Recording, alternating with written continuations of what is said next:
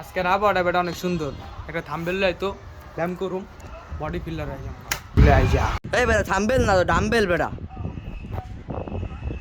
তো ডাম্বেল ডালো আয়।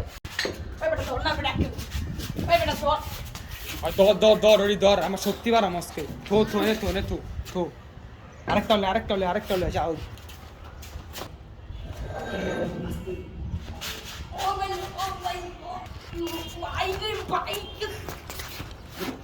দে আজকে বডি বানালাম, বডি থো।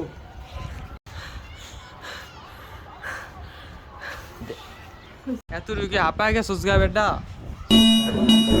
বডি বানাইতে